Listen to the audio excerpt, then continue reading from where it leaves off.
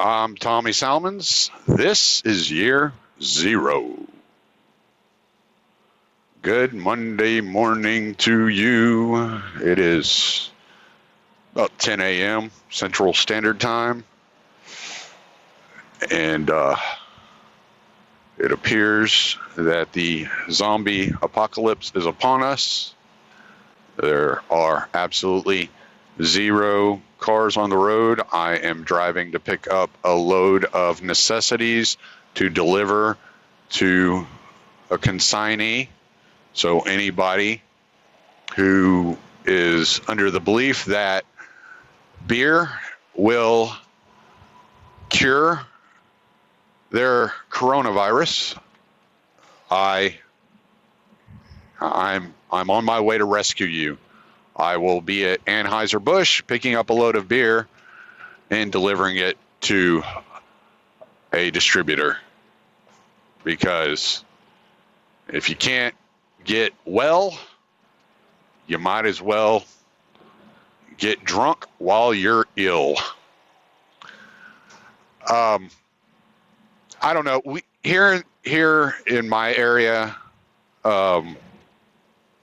small town America, we haven't been seeing a whole lot of panic, which is a good thing. There are some people that are talking about it. For the most part, we're all being sarcastic and joking around about how ridiculous people are in the panic because, well, you know, you're looking at a situation to which a respiratory infection, which is basically what it appears this is.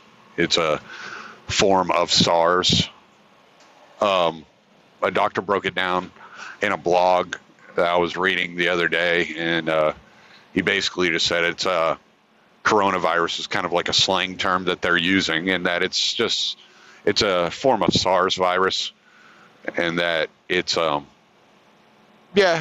it sucks for people that contract it and actually show symptoms, which is only like somewhere around like 19 to 20% of the people that contract the virus actually show symptoms, which, okay, that's a good thing and a bad thing. And, but I want to talk about the,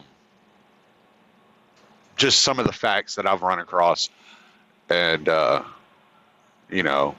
what we're possibly looking at here, more so from a reactionary standpoint than we were looking at from a actual threat from the virus.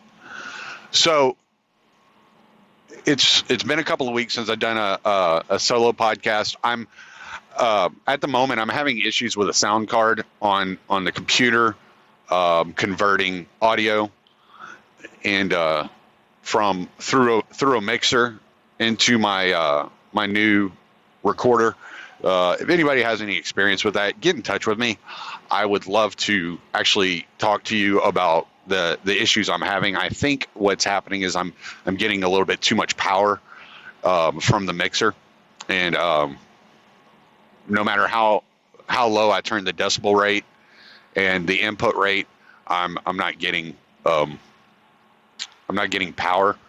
And the softwares that I had been using in the past, for some reason, are only recording one side of the conversation, not recording both sides of the conversation. So I'm trying to maneuver my way through this, and it might just be a situation in which I have to buy a new computer in order to do this, which sucks at the moment because, well, I took some time off for the death of my grandma, and like when you're a blue collar guy and you're trying to you lose a little bit of pay, you spend the next 5 to 6 months trying to catch back up. So that's just the way it goes. So that's what we're doing. We're in the process of catching up. My wife's industry went through a slow period through the winter, and so we're spending a lot of time trying to catch back up. And that's that. But enough of my problems, first world problems. I'm still able to get you a podcast, which is ideal. So, as I was saying, okay, so let's look at what we can figure out about this coronavirus epidemic from the facts that have come out. We got a situation into which the average age of death is over the age of 80. I think it was in Italy where they've quarantined the entire country, and due to the inability for the government healthcare services to come up with enough healthcare equipment to deal with the pandemic, you're looking at a situation to where the average age of death is, I think I said it was like 81 and a half years old. In America, the stats I looked at last Friday, which over the weekend I didn't look at hardly anything, there's been one person in their 40s that died. I think one or two people in their 50s that died. The vast majority of the people that have died is between the age of 70 and 90. I think once you hit 80 years old, it increases like threefold. The death rate increases threefold, which means it's going from, I think it was 3% at 70 in your 70s, and up to 15.8% in your 80s. Something along those lines. If you're young and healthy, have no respiratory problems, no history of respiratory problems, your death rate, it's about, I think it said somewhere around like 0.1% or something like that. So it's not extremely deadly for those that are young and healthy. It appears to be like a really bad case of bronchitis for about 4 days, and then you just kind of get over it if you seek health care, and get treated. So that's not an extremely horrible scenario. But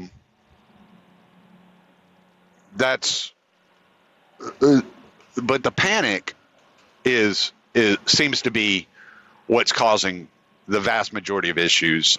People are having troubles finding groceries in grocery stores. All the shelves are being emptied and cleaned off by people panicking about the virus, about the potentiality of catching the virus, thinking they will die. They're assuredly going to die if they catch the virus. They are treating it as if it is the new AIDS epidemic in many cases, and but the truth of the matter is, somewhere between 80 and 81% of people that actually contact the virus show no symptoms, and that's for those that have been tested. If you consider that you're showing no symptoms, you're more than likely not going to go get tested. And when I say symptoms, the symptoms are dry cough and a fever. And that's what they figured out, that it's a dry cough and a fever. So if you have a stuffy nose and you're sniffling or you have diarrhea, you're probably not dealing with the coronavirus. You're probably dealing with something else, whether it's the flu or whatever. But on the 13th, last Friday, Trump declared a national emergency. Now, this is where it gets scary to me. When when they when the United States government goes into a form of national emergency, you can basically just kind of look at it as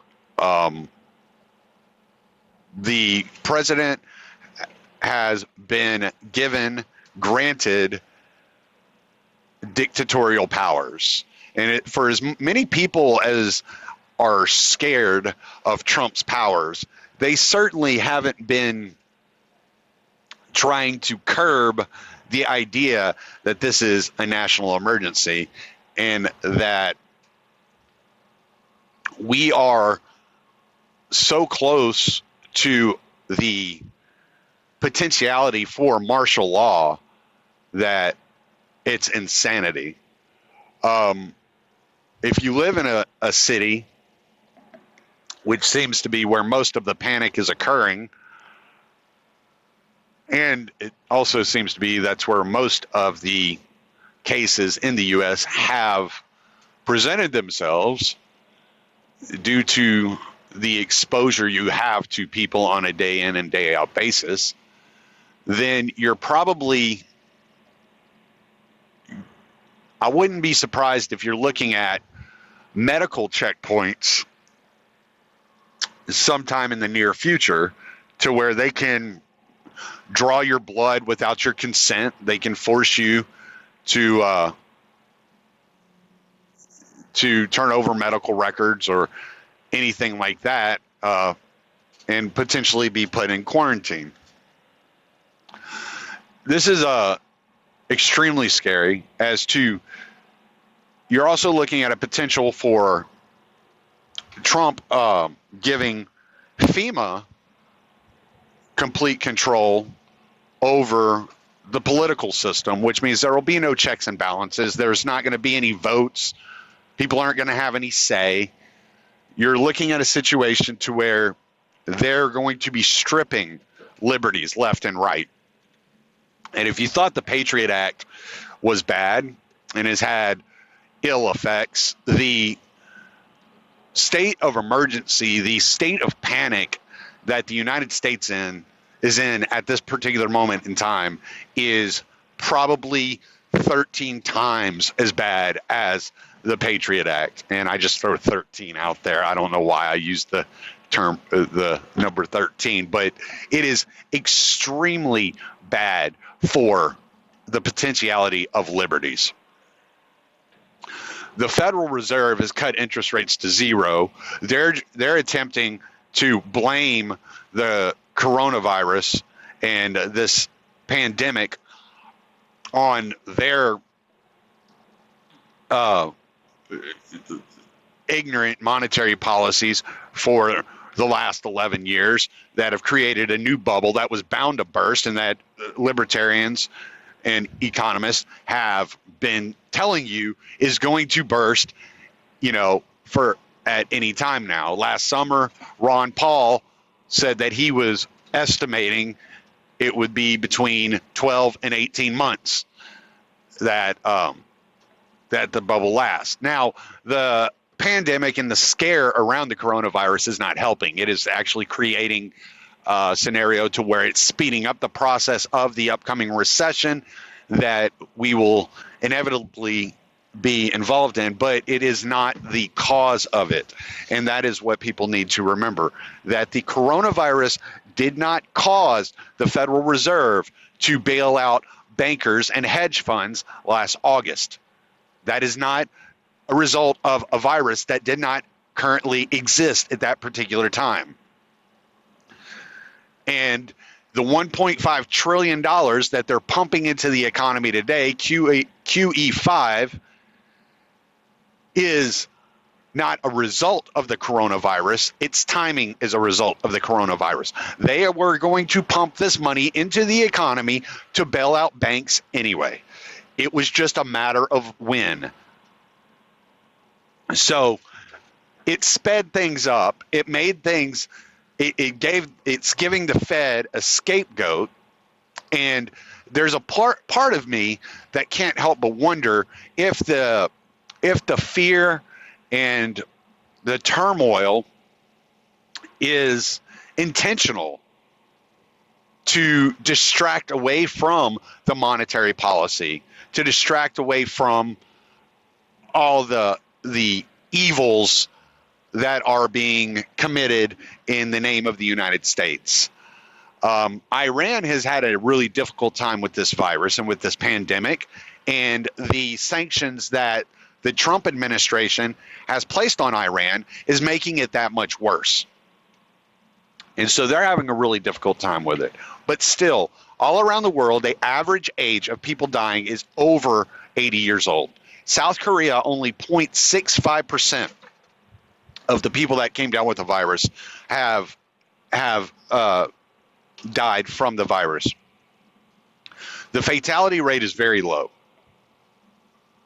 Those showing symptoms, very low. When you look at the cruise ship that left Japan, or left China and went to Japan, one of the two, and that was parked out in the ocean for like a month or whatever it was, only 17% of the people on the cruise ship actually contracted the virus. And of those, the only people that died were over the age of 80. They were elderly. So this is attacking the elderly. It is extremely dangerous for elderly people that may already have health problems, respiratory problems.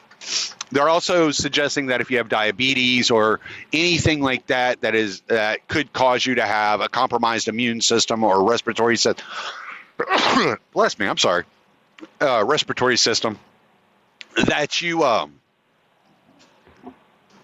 take precautions.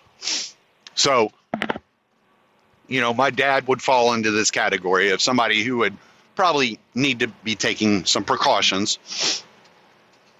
And working retail, he may come into contact with people that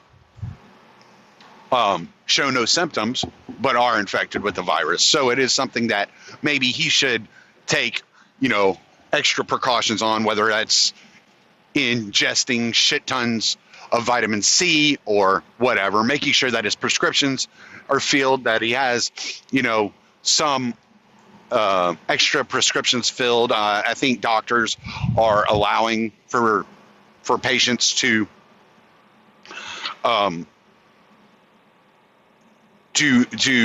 get like a month's supply or an additional month's supply of prescriptions at the moment. They're writing extra prescriptions as needed or as they see fit. So, there are situations where people do need to watch out. But what I seriously have an issue with is the panic. It's the hyperventilating, the continuous panic, and that's revolving and rotating around this virus. Schools are shut down. The NBA shut down. Major League Baseball shut down. I mean, UFC's still going because Dana White's like, man, fuck y'all. I think this is crazy. He had a meeting with Donald Trump and Mike Pence, and they talked about it, and he's gonna move forward with scheduled fights at the moment, because he believes and that the panic is overblown, as do I. So the panic to me is much worse. You're having fights break out in stores. I mean, truck drivers are moving. We're moving material. We haven't stopped working. There's all sorts of goods and products moving regularly. I know Georgia Pacific, who's a paper producer, has changed their production to where they're producing massive amounts of toilet paper at the moment, whereas I think they doubled it or something like that, in order to keep Sam's and Walmart and Costco shelves stocked. because of the panic. But, it takes a little bit of time for the movement of these goods to catch up with the increased demand. So you're probably going to start seeing here in the next week or so, you'll probably start seeing the shelves looking more, typical. You're going to have probably a normal supply of everything within your stores. And by the time this panic passes over and gets by us, you're going to see an overage of many of these supplies due to, the increased production of, hand sanitizer and toilet paper and all these, all these products that people have been hoarding as of late. So I wouldn't be too concerned. If you can make it a couple of weeks on your food supply, you should be okay. If you're having issues with food supply, I went to the Golden Nugget yesterday and had their buffet, and they had plenty of food. So, there's always that. You could always go fishing, go kill you something, go hunting. There are solutions to your problems. You can get away with, roughing it for the next couple of weeks if necessary. I haven't heard of any power outages or water supply shortages. So if you can make it on ramen and fucking chunky soup for a couple of weeks, you'll be all right. Like my wife told me the other day, nobody eats lentils, and there's all kinds of shit you can make with lentils. So, you can make do. So I just hang tight. Everything's going to be okay. Goods and services are being provided. The trucking industry has not shut down. If the trucking industry shuts down, that's when you have to really start worrying. Because the trucking industry shuts down for 3 days, this entire country goes hungry, and everything shuts down within the country. So just as long as you see trucks on the road and you see products moving, just know that it's going to be okay. And down here, no restaurants are closing. There's plenty of McDonald's and Burger Kings and Hooters and Chili's, and everything else is still operating as normal from everything I've seen. So you will be able to eat, and your grocery stores and the stock of their products will be catching up. But until that happens, we have to really keep an eye on the U.S. government and the moves that they are going to make in order to limit liberties during a crisis. Never let a crisis go to waste, as David Axelrod said. And I would not be surprised that if some of these temporary measures that get put into place in order to limit our freedoms and our liberties don't become permanent. And martial law isn't maybe right out in your face, but you might start seeing, militarized units of police at your grocery store or at your gas station and things of that nature. You might start seeing random stops like you see near the border, to where they're actually testing people on the side of the road and forcing people into testing whether the person is sick or not. So you have to be really careful, and we have to keep a close eye and a close guard on ourselves. And if the panic continues and if it starts devolving into violence, the move of the federal government will be to lock down into a police state more than you've seen to date. You will have these MRAPs that they've been collecting in the cities on the streets. Those FEMA camps that Alex Jones always warned about, those things may come in the form of quarantine facilities. These, the martial law everybody was scared of under Obama, that might happen. The confiscation of firearms, quite a possibility. So everybody needs to keep their head about them. Understand that we're all dealing with this virus, that we're all dealing with the panic around us, and that cooler heads will prevail if we can just keep the hyperventilating and the collective mindset to a minimum, and just take a deep breath. Make sure you have what you need. Get to your local farmer's market or your local feed store. Get you some tomatoes and cucumbers and some vegetables that you can grow,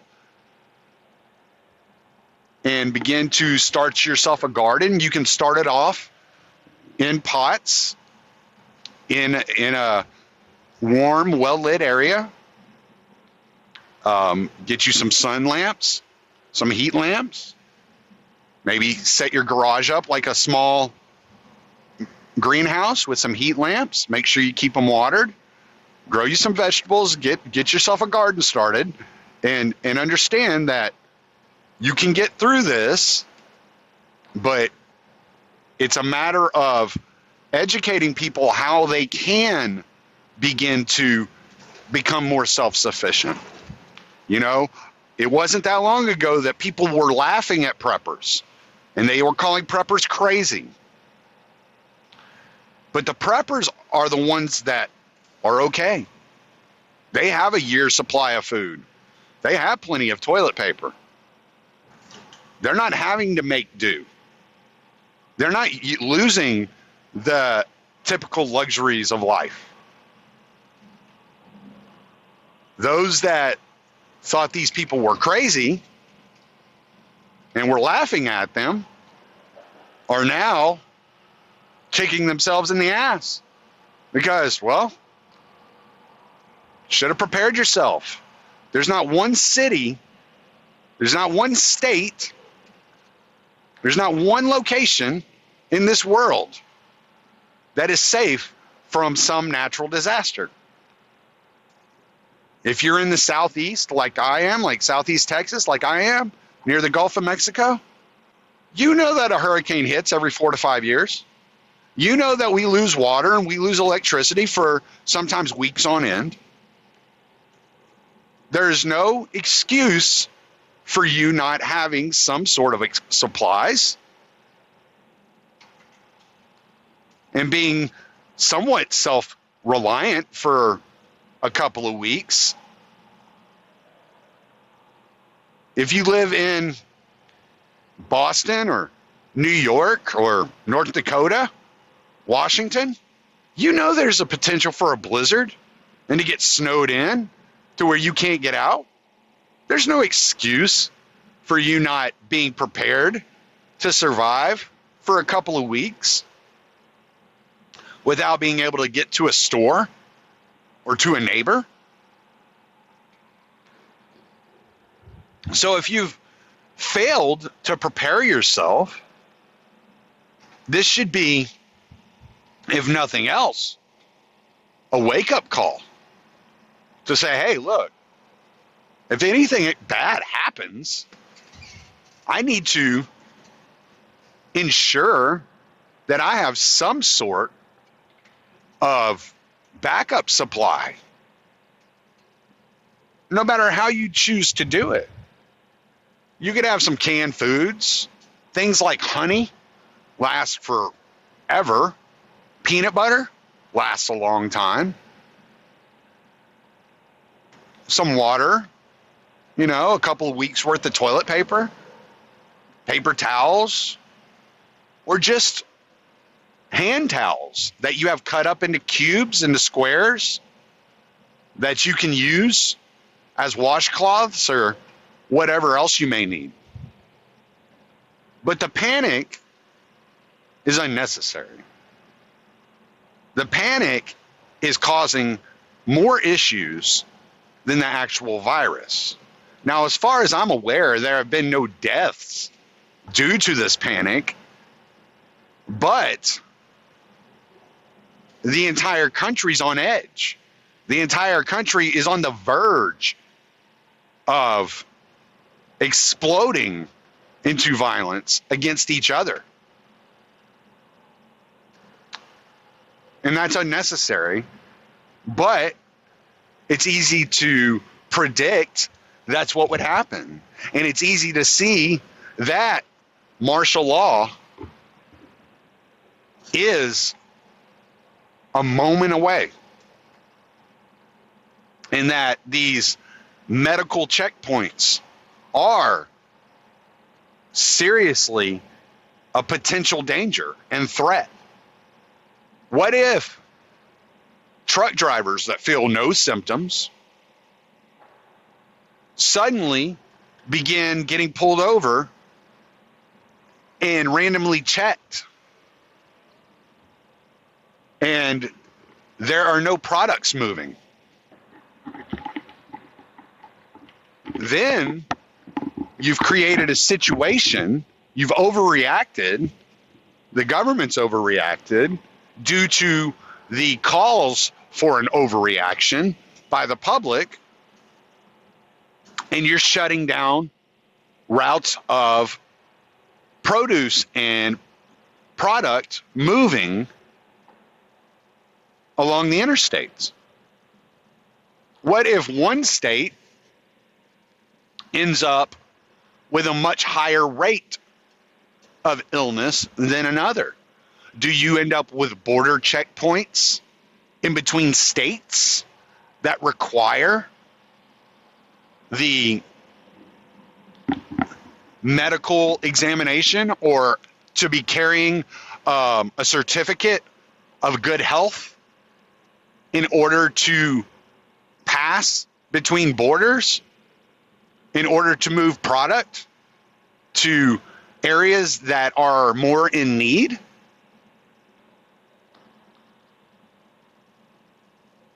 Now, I've always said that fear is an irrational emotional response to things not yet seen, experienced, or understood.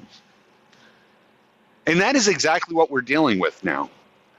Scientists are working to figure out what exactly this virus is. We know it spreads by air. We know that not everybody that comes in contact with it shows symptoms. And we know that that is dangerous for elderly people. So if I were you and I have elderly people within my life, absolutely take precautions. Voluntarily quarantine your elderly family members to keep them out of harm's way. Try to ensure that they do not come in contact with anybody that is potentially infected. If you are going to be dealing with them, providing supplies for them, absolutely go get yourself tested. Find a facility that will test you and get yourself tested, and make sure that your elderly family members are taken care of.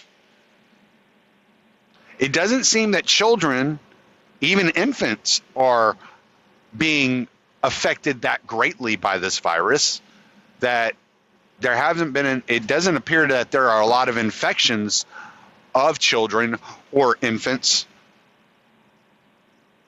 So taking precautions, absolutely. That because this virus is contagious, it is absolutely highly contagious. It is easy to catch. It's as easy to catch as the flu is. But understand that those with compromised immune systems are the ones that are at a higher risk. And that if you are a healthy adult or child under the age of 60, we're just going to say 60, you could raise it to 70, but we'll say 60, you're going to be okay. That for the most part, you are not at the high risk area. So absolutely take the precautions that you feel like make you feel better, but do not panic. You don't have to rush to your store and make sure that you buy, whatever you're buying, hand sanitizer, at a higher clip, at a higher rate than you already were, that you will be able to find, I go into any of these truck stops, which aren't packed. They're not full of people. And they have hand sanitizers there. They have a big, I was just at a Flying J earlier, and they had a bowl, basically, of hand sanitizer up at the register that you could buy for like $1.99 a piece. And, I didn't see some panic of people robbing Flying J of their hand sanitizer or buying the entire bowl of hand sanitizer. Just a little perspective and a little understanding that product is moving. There's not a shortage of product in reality. That just because the shelves are empty doesn't mean that the product isn't coming. The product is being produced and that it is moving, and that the hyperventilating and the panic is unnecessary. That you will be able to make it for a couple of weeks. If you want to take some time off work, take some vacation, whatever, go ahead. Do what you got to do. But I would not look at this as any different than any other kind of virus that spreads via the air. That you are just as likely to catch the flu and die. You're just as likely to die of pneumonia any given year. You're just as likely to catch bronchitis or strep throat or any of these other things. The fear around this seems to be its novelty and the lack of understanding about it. Otherwise, I don't really have much else to say on the subject, other than, like I said, it is highly contagious, but there is a risk pool. There is a pool age bracket that is at more risk than others. And knowing that age bracket, the elderly, are the ones at a higher risk of fatality is extremely important. And that more than likely, if you come down with this virus, you're probably not going to experience very strong signs or very strong symptoms. They will be somewhere between medium and non-existent. So, I hope that helps. Maybe you can pass this podcast along to someone who is overly concerned. They can look up some articles and go to RegenX and read some of the blog posts that the doctor there has been blogging about. Understand that, yes, it is contagious. Yes, there is a risk of contacting the virus, but the chances of you dying are very low. The chances of it being fatal or serious are very low, unless you fall into a category of somebody with a compromised immune system, compromised respiratory system, or are in the age bracket between 70 and 90 years old. So, anyway, I hope that goes to calm a few of you down, you panicked little pussies. Anyway, I'm Tommy Salmons. Late.